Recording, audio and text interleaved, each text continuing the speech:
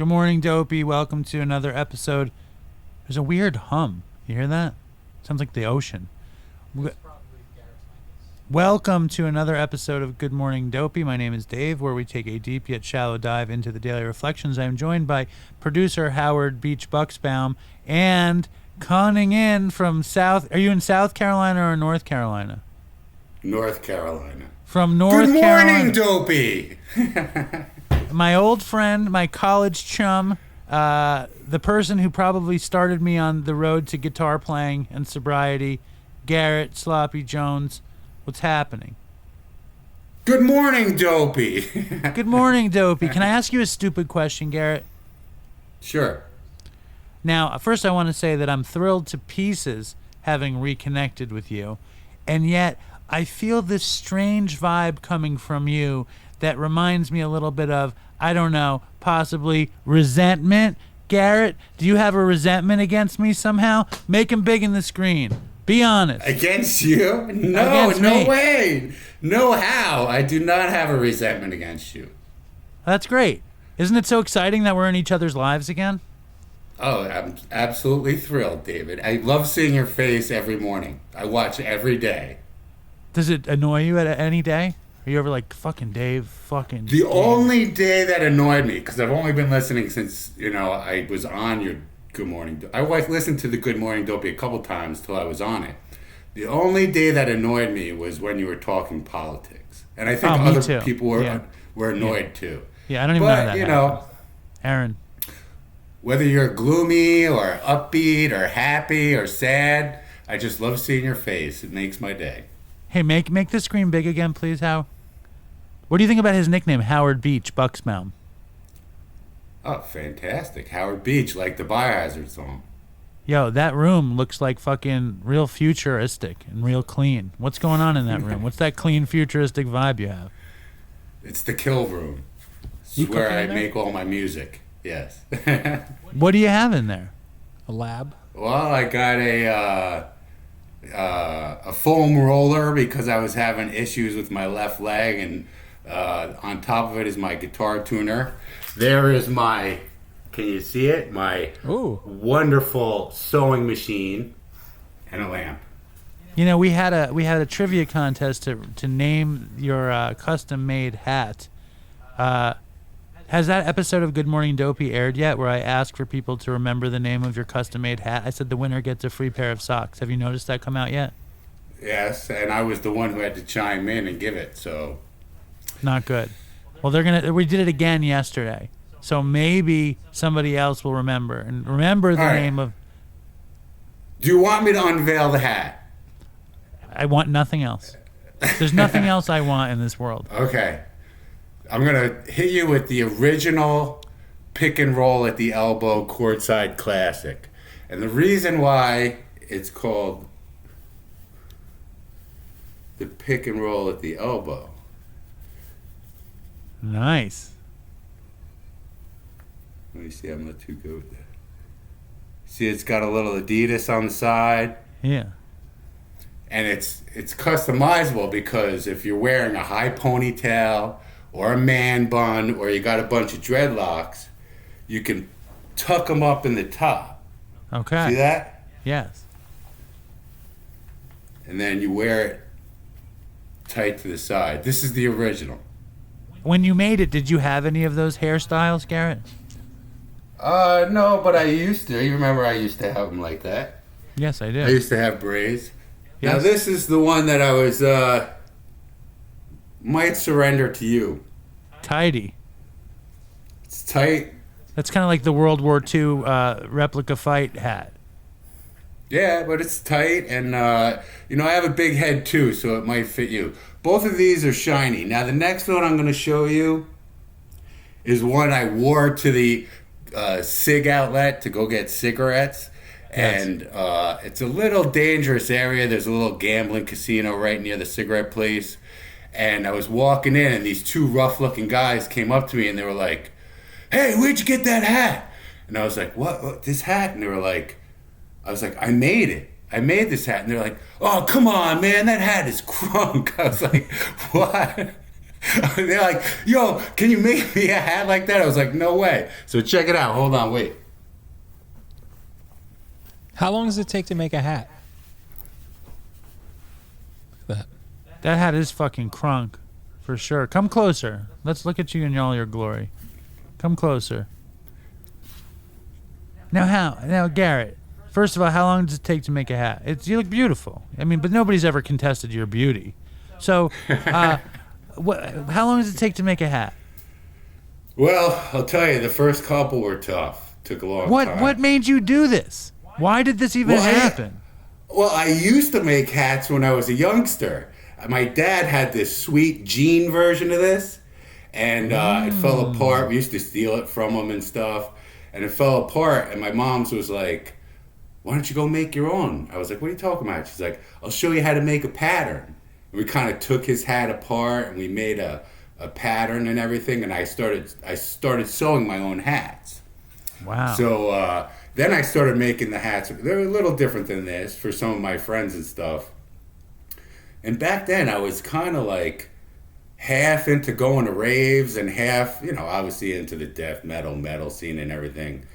And, no matter which crew I was at, whether it was raving or going to Disco 2000 at the Limelight or a death metal show, people loved the hats. So I stopped obviously for years and years and years, but my wife got me this sewing machine a couple years ago when we moved down here because I finally had room for a sewing machine.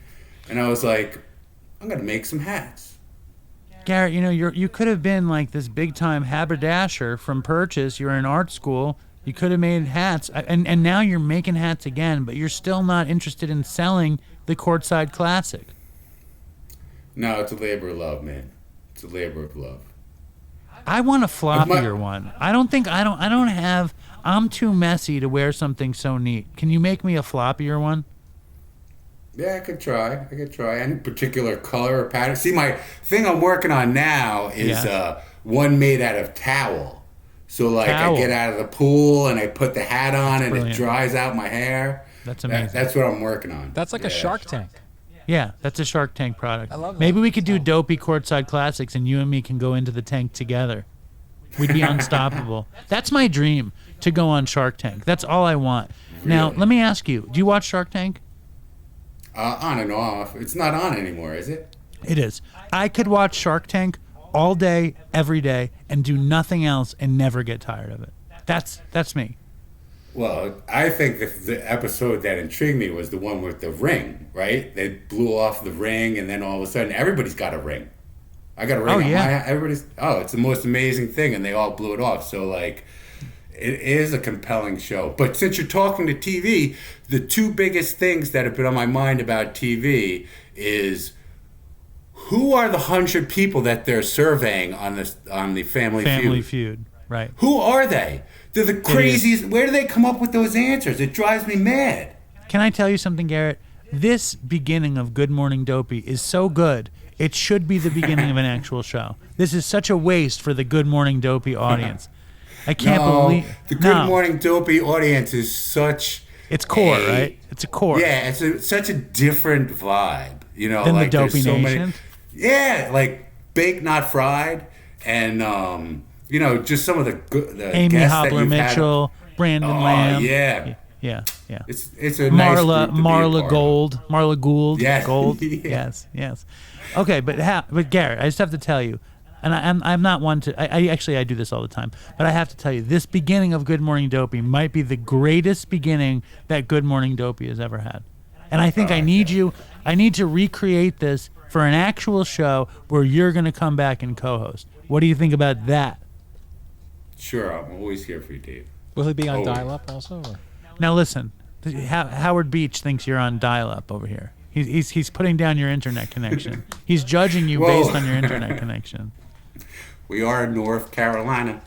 North Kakalaki. Now, let me get back to this hat for a second. First of all, in your opinion, it doesn't sound... And Howie, please come into this conversation because I'm interested in your opinion. Right. I'm a big Shark Tank fan. I always wanted to bring Dopey on Shark Tank. Linda told me it's not a Shark Tank product. My daughter told me that I'll embarrass the family. And I kind of stopped thinking about it. But for a long time, I was convinced that I could get on Shark Tank with Dopey. What is the product?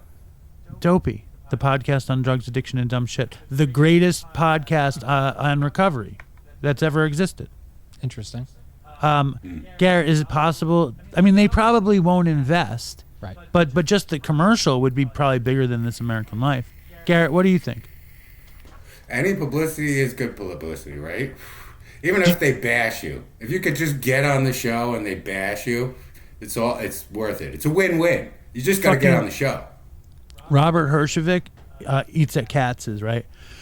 And when I would wait tables there, I would go up to him and I would tell him about the Othello cookie and what a product that could be. You know about the Othello cookie, right? Yeah. You do? Yeah, I've heard of the Othello cookie. What do you know about the Othello cookie? What are you quizzing me? Yeah. What are you quizzing me? I'm quizzing Come you. on, finish your story. I'll tell you this. This is what I did.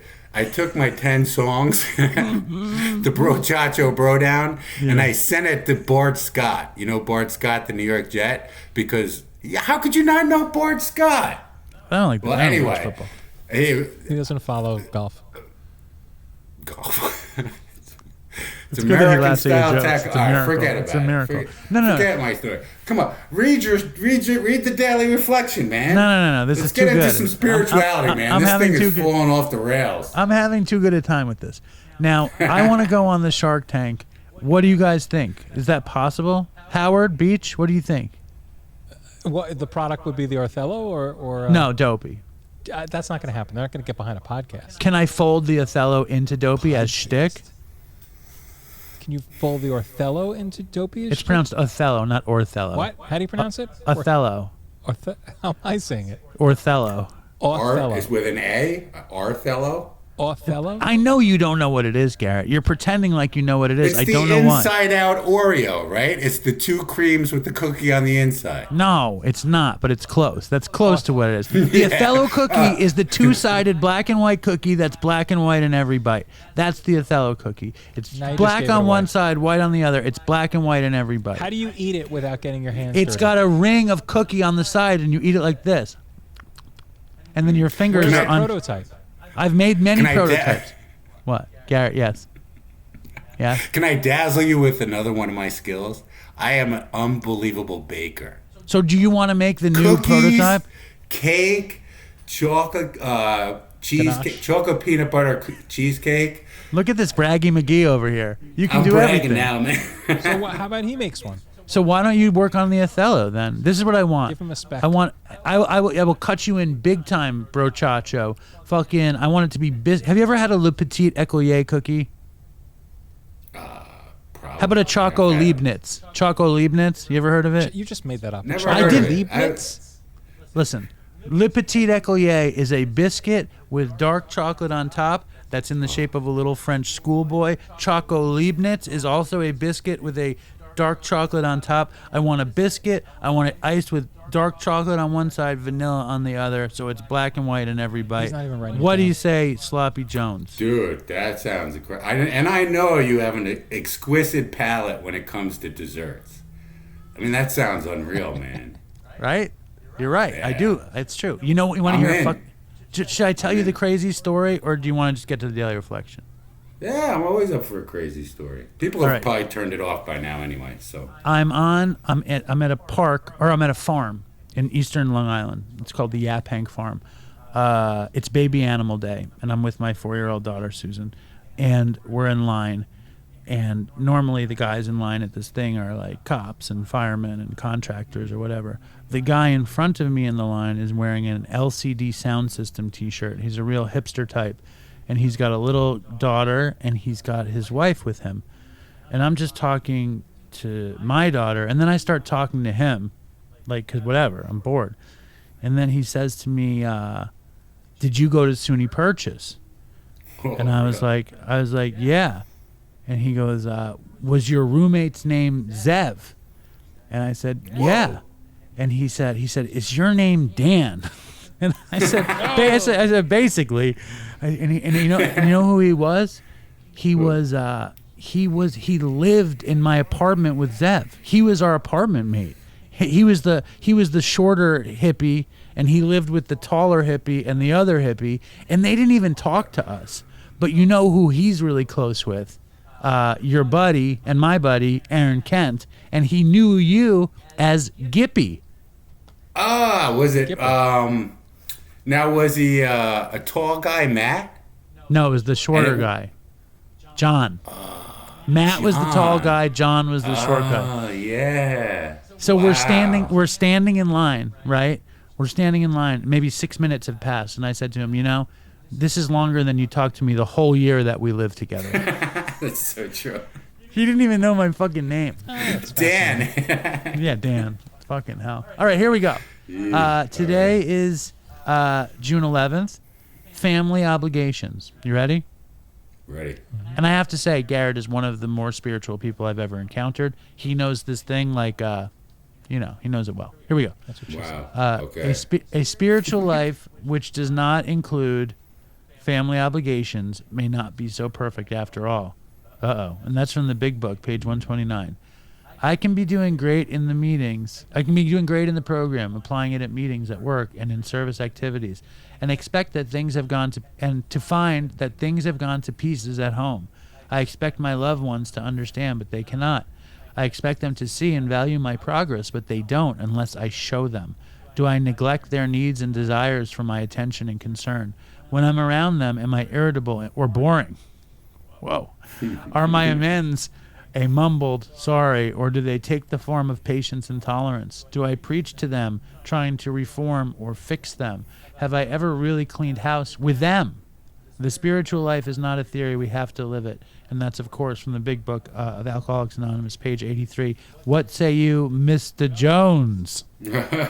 Well, it's interesting, like it's specifically family, right? Not friends, not work people, and we have such a deep and unique history with our family, right? Like whether it's your moms, your dads, if you got brothers or sisters, or your spouse, children, so it's the second most important thing in your existence besides God, right? Like your family.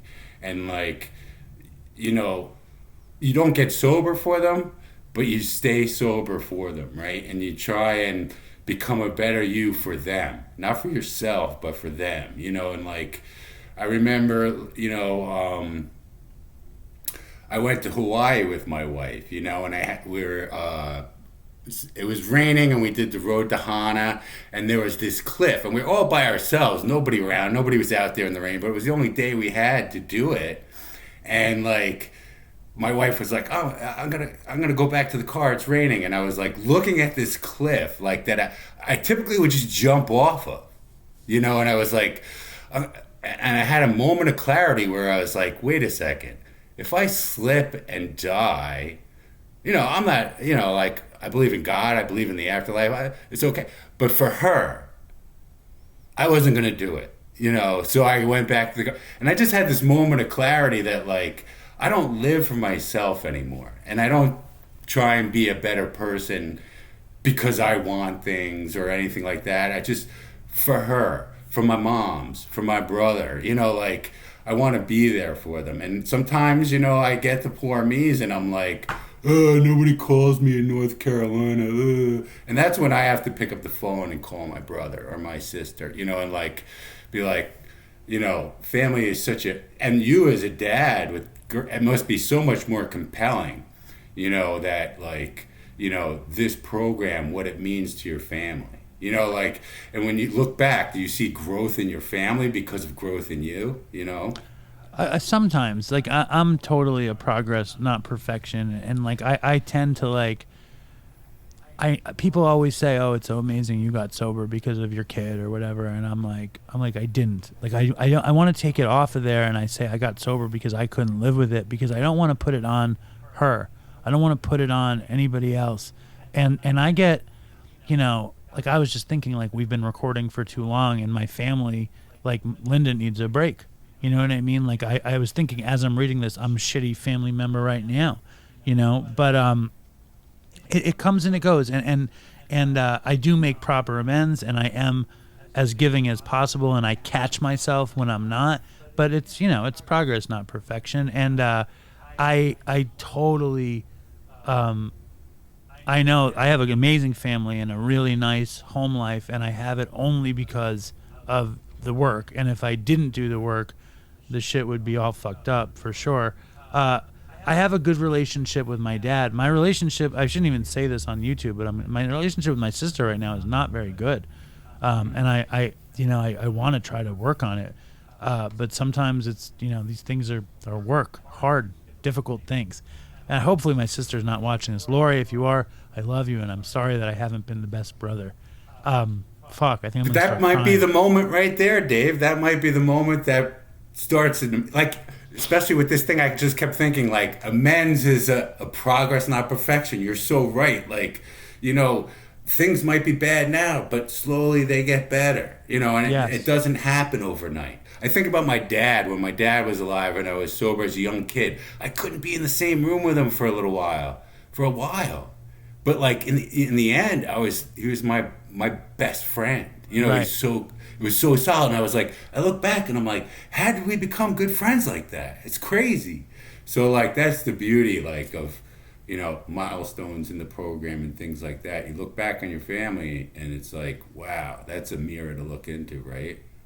Yeah, that's beautiful, and that's really the trick. The real trick is if you stick with the program, and not just necessarily AA or 12-step, but any program of recovery that you're in. If you stick with it and you don't pick up every day, you gain time and you gain resources to live this spiritual life, but you get them over time, and you might not even realize how much you changed from point A to point C. Look at you now. You're fucking making hats and fucking, about to launch the Othello cookie with me. And it's like, who could have predicted this amazing moment? What do they say? Like, it's like a dream you couldn't imagine or something like that. It's like a color you've never seen before, a dream you could never dream or something like that. It's like, I never thought that like making hats would make me so happy, like it's the little things. It's the little things. Absolutely. Garrett, this is a beautiful message. Thank you for joining us on an extra long installment of Good Morning Dopey. Thank you. You're very welcome. Thank you, Howard Beach. Do you like that name? Thank you, Howie. And good morning, Dopey. Good morning, Dopey. Good morning. And stay strong, Dopey Nation, and fucking toodles for Chris. Toodles. Dopey, I'm face down on the floor. Dopey, please sir, can I have some more? Dopey,